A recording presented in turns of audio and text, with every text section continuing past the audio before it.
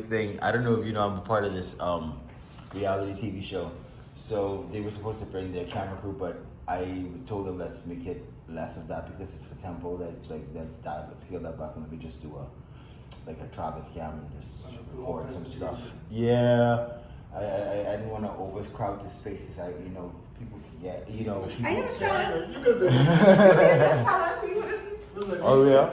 I tell you before, you got the freedom to do whatever you want, whatever that you're going to Shit. Okay, so the first project over. I have a second project coming up. If we could do something in this again. Okay, no problem. Yeah. No problem.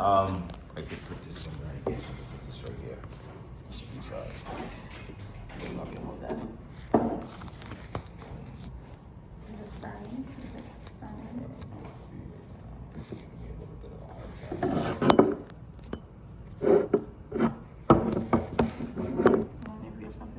Okay, good. Sorry. Can you sit right? So, I mean, my cue? That's my favorite part when people touch me. We actually had artists like that. Oh yeah? Oh, I can imagine. Okay, so I need you to stand up on a minute. Connect to the back of your okay, I want you to sit on there. Connect it with here.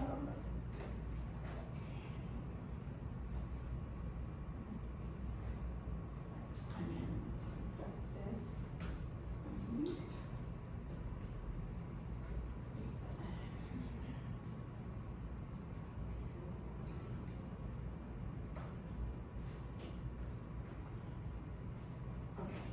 Right. Are you the person I'm in constant communication with? Yeah, Yes. Alexia. Alexia. Nice Nice to meet you all. It's kind of good to actually meet the people who you kind of I know. have a rapport with. Because you know how this business can go. You could do text messaging all day, even after the thing is finished, and not even meet the person. Yeah, she always calls you on the name of the same last name. Oh, you're Clarke too? Yeah. Oh, that's a dangerous Hey, company. this is George. I met you again to second place. Yeah. I met you by my uncle's house, George Rogers. I do. Rogers, I want to See find it. Brits.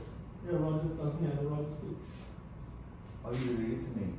That's two sides. That's the Clarke side and my mother's Rogers, my dad is Clarke. Yeah, my grandmother is a Clarke and my dad's side is a Rogers. Would you get that in? I can get all that information for you. My personal father, Yeah. William. His name is William. But That's one of Dashi Rogers? Huh? He's a Rogers? My mom and her family. It's my mom's mother, and then my actual people, my mom's dad, or her people's So side. I probably did. How myself you sitting by? Probably. Yeah, because you was there and you were sitting, I remember you were sitting there. I was in the pass by there, I used to by. Yeah, I was passing by too. Because I think it was some kind of family gathering, something was happening. Yeah, it was something like that. So I remember seeing you there, I was like, I think, wait, that's the Rogers side. How you get that? And I said, no. I was like, right now you've already did the Rogers too. And I think they're none of them you just said just now. That's crazy. See, I'm going to ask you about your lineage. I think I was talking about me today. I'm with her right now. So after this, I definitely got to ask her some questions. You ready? Come on, you can hear him.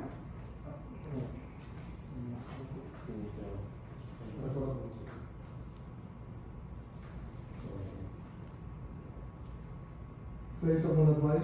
ABC 1 2 3 1 2 3 4 5 6 7 8 1 2 3 4 5 6 7 8. I think it ain't one of them.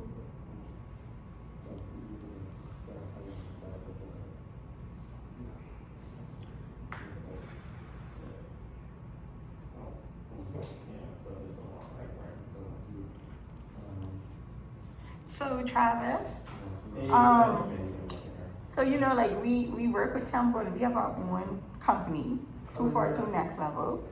And Yeah. right. Okay, that's yours too? Right, yeah, that's us too. And so we have our shows on Temple, of course. We have our shows on Rev now. Yeah. Yeah, we have different shows on Rev. Soon, ZNF, very soon. Very The soon. big stuff trying that for Y'all you. definitely are working your way up to ladder. We're trying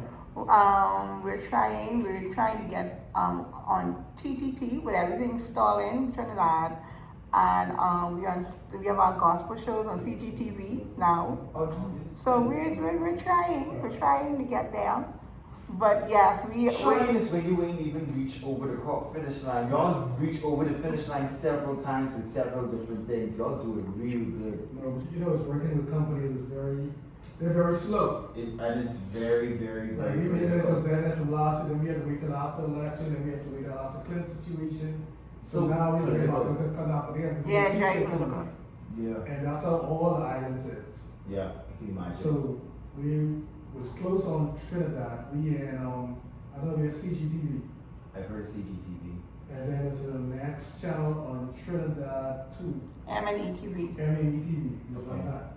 So we just basically trying to get artists more seen all over. Yeah. So they can So you ought to get jobs. Yeah. Be seen. True.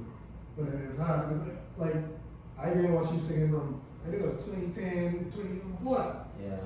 I don't think that you get your appreciation that you should. I appreciate that. Like, you're one of the best vocalists in this country. I appreciate that. Thank you. And so I was glad that you, I think it was Anita Baker or somebody last couple months. Regina Bell. Regina, yeah. Yeah. You know, like you get your props and you get more recognized, more noticed. I even think, like I said, more. Yeah. You And ready? so, It's so much I want to talk about. I hope I can We do got it. it. Let's go on. I'll just say it, and if I can't do it, I'll let y'all know that I can't really put that out there now, but I can say every day. And come back and even on track later. Ready? yeah. So we want to start out on a great note, on an awesome note. That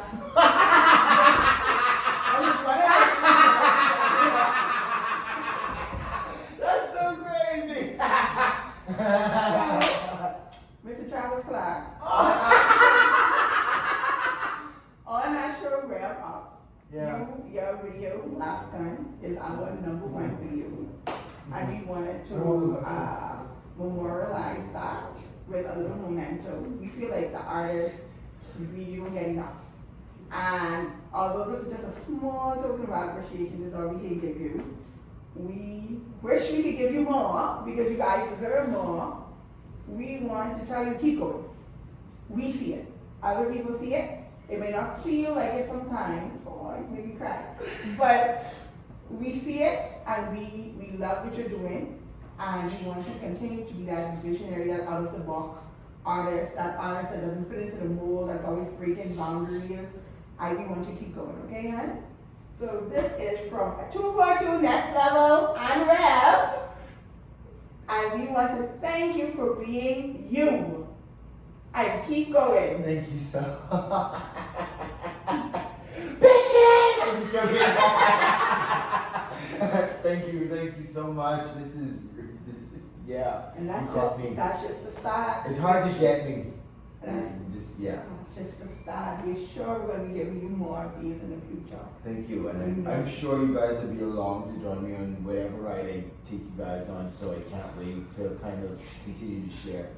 So I want you to hold on to that for a minute. I will. And I'm going to come off camera and I'm going to ask you some questions. So first of all, how do you feel about knowing that your video is #1 on Rev Up, which is a show that showcases the best of Bahamian music of all genres? And 242 Next Level, we are a small company that's often overlooked. But that's what we have in common with the artists. We're often overlooked, but we're not doing it to be looked at. We're doing it for the passion, we're doing it for the culture, we're doing it for the people, and that's what you guys do. And so I want you to talk about receiving the award, how you feel, and we'll go from there. Well, this has definitely been a shocker. Amongst a lot of things in life that you expect, you least expect some of the greatest things, and this is one of those things that's going to go down forever in my memory box as one of the best things that's happened to me. believe it or not, this is one of the first things that's acknowledging me as an actual artist. What? Yeah, so this is why Oh, this why is are you so emotional? a downpour of emotion. Yeah, this is I've been signed to Joe Jackson, and been a part of big record labels and been introduced to the best in the industry. And now with my resurgence, I'm being reintroduced to the market in a certain way, so they get this is just. You got me. I appreciate it a lot. I don't know what else to say. It's just it's kind of cool to be recognized by my own people, regardless of it not being culturally the norm in terms of the music genre. And as you said before, regardless of me taking that box and stepping outside of it, to be acknowledged because of that forward, upward, onward movement.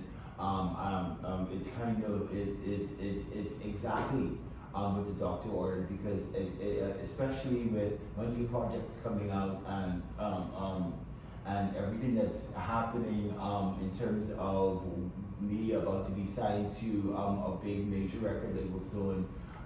So this adds to the pot. This adds to the pot big time. And yeah. Eat your heart out!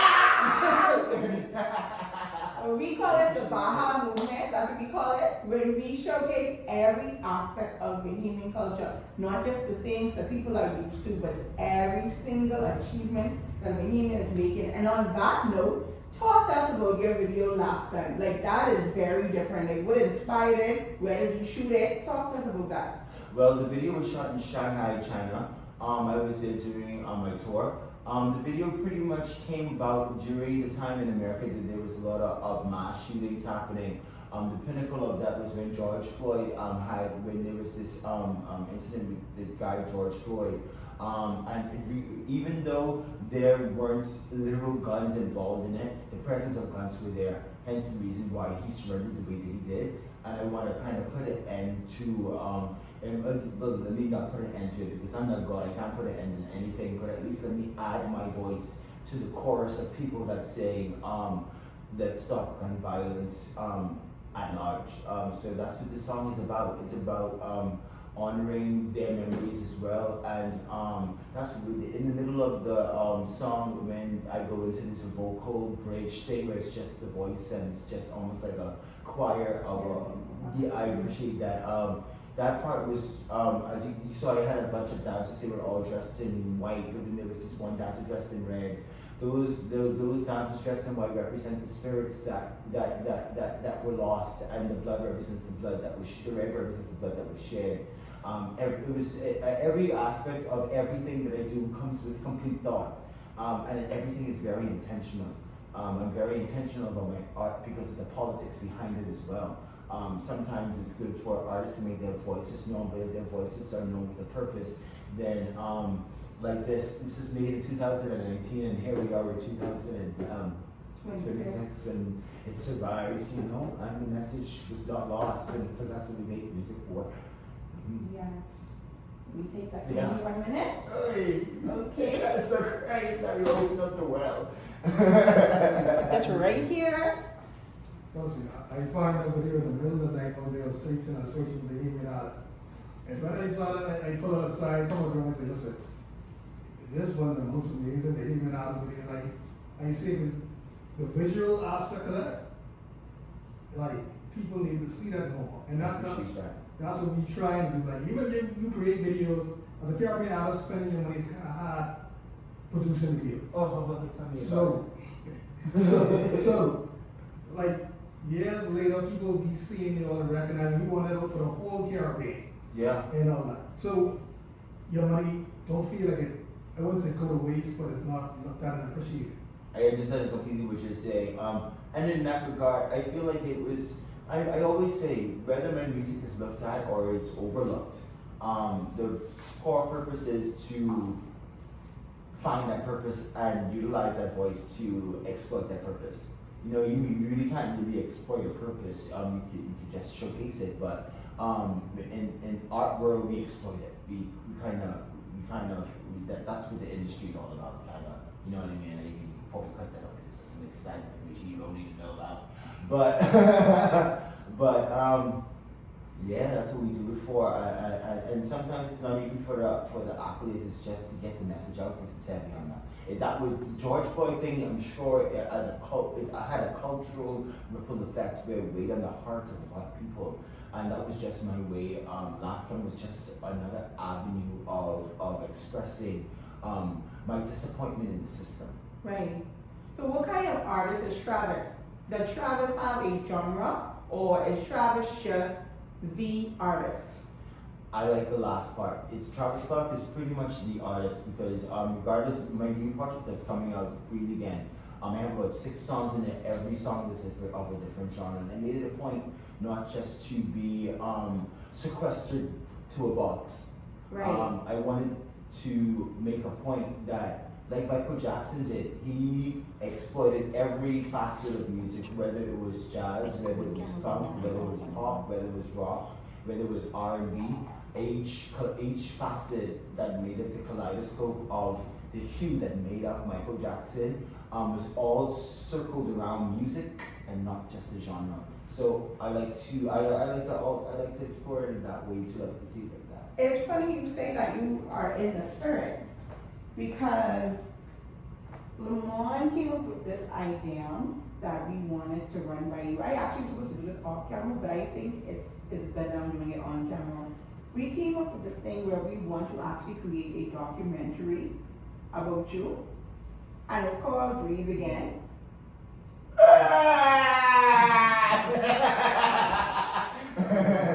This is fantastic. This is the poster that we're thinking, and we're thinking about putting it together and sending it in the film festival so that you get another niche, another type of audience around the world to know about you and your journey and stuff like that. What do you think about that? What are your thoughts? I am literally thoughtless, speechless, empty, complete. To be honest with you, I have already started working on something similar. So for us to merge ideas, because I could pass all the footage I have over to you. Oh wow, that sounds amazing. See, we right here. In the We spirit, right Lord here. Jesus. Yeah, We it's Sunday. right here. Yeah, it's Spirit Sunday. So But yeah, I would love that. I could pass all of that documentation. we definitely will conversate with that Yeah. after we record. Yeah. So let's talk about something that you are doing that I feel is not being broadcast enough, and that's the waves that you're making in Asia. First of all, how did that even start? Well, when they got signed to Joe Jackson, they thought it would be a good idea for me to kind of get because my music, as they heard my interest, was more worldly. They thought it would be good to kind of place me in different places around the world so I can get inspired. One of the places was China. I went to LA, I went to Florida, I went to some places in Canada, I went to Macau, I went to Hong Kong. Shanghai was the place where I was most in my creative bubble. So I just spent most of my time in Shanghai just creating, and I was definitely inspired by the K-pop industry there, the rock industry there. It's really huge, you can't escape it. And that bled into my other influences, which would be Michael Jackson, Prince, Lenny Kravitz, Seal, Beyonce. I leave her name for last because she's the only female in the bunch, but out of them all, she's kind of making the most impact right now. And so I look at the way that she's doing things and the trajectory that she kind of followed and the blueprint that made her not just the name of the brand. So that's what we're doing now, fine tuning the brand. And so that brand is definitely, it fits within a lane of rock, but the music that I make is definitely widespread country, R&B. I just wrote last night from the studio at 3 o'clock in the morning. I wrote a rap verse for an artist named Sapphira, who's a part of the reality TV show that I'm doing right now that's going to be out later part of the year, or part of Pyromania, which is going to be a big thing. I'll tell you about it more so later. But it's just merging various artists that think outside the box and put them on one stage and let audiences see them. Right now we're building, and it's going to be a real cool thing. I don't know if you heard the song that I was playing in there, but that was just me going over the song so I can make sure I get the changes done. I'm always in work mode. That's what I love to do. This is why I was signed, because I am addicted to art. So the residency is, you had one The residency. Oh, Jesus. Yes. Yeah. Go No, ahead. go on. Good. So the residency, so the first one was at, which? The first one was in Shanghai. The second one was in Wuhan. The first one was about 5 years ago. I did it in Shanghai. It was Lynx, their European brand. They brought their brand to Shanghai. And I was the person they kind of pinpointed along with Joe Jackson to help open it and usher people in. The second one I did was about, 3 months ago. It was in Wuhan. Pretty much the same kind of concept, live music, all centered around artists that actually are artists. So it gave me a platform to showcase my own music, as well as do some covers, but that was all by choice. Because in our business, relation is everything. So if people can relate to it, that means you got a hook. So we have to start with the cover and introduce the originals. You know how that situation go. But yeah, that's what the Wuhan was the recent one, and actually the one that kind of reignited my interest in performing again, for sure. I think another one that's coming up. Yeah. I can talk about it. The one that I have coming up is going. I'm leaving in about 3 weeks to go to Chengdu and Shenzhen. There's a company called Play, and it's a live house company, and they're opening up a string of live house venues around China, maybe hitting about 30 cities. So when I go there, I'm starting in Chengdu and ending in Shenzhen, but I'm going to hit all 30 cities. Oh wow. So it's going to That's be exciting. Yeah, it's exciting. So how do you feel the Asian market has received you? It was a little bit funny at first, because being not just black, but black. People it was a little bit jarring, because the only time they get to see visuals or people like me is through content on their phone. It's never really an in-person thing. Right. So now that it was a little bit funny for a lot of people at first, but that was quickly overshadowed by the music, which is why music is the common denominator and the groundbreaker. And so the reception from the Asian market, even though it was a little bit ice cold at first, now it's like real hot. They're definitely warmed up to the idea of having cultural differences step on their platform and fly. They like to see people do well. They're very supportive of the community. Okay, Yeah, that's awesome. So do you feel that was actually, do you find it? Oh, no, that's like, what more to say? Yeah. Oh, You want me to go this way? You want me to stand over here? Is this That's what better? I'm saying. Okay. Is it better? I did that right now. I need to remember to kind of look at the red light, huh? Yeah. Okay, so do you think that I would say that those are doors that you are knocking down for Bahamians, because I don't think a lot of Bahamians are in Asia right now performing and being accepted. Has that come back to Bahamas and the Caribbean at large to say, hey, this is what you're doing, you're knocking down doors for other Bahamians and Caribbean people? Like, do you feel like support from whom has been good on it? Be honest. If I'm being honest, I feel like the reason why I was so sold on the idea of this interview and the meaning behind it that you explained was because of that reason. Not many artists that are on the outskirts of the Bahamian Islands that are doing different things, we don't get any recognition. I don't feel like we are deemed even a part of the culture, even though we're the ones that are kind of shaping it in a different way. And I feel like that's a part of that's the part of the importance of what we're doing as artists that are living outside of Reagan's grave and living outside of the cultural effect of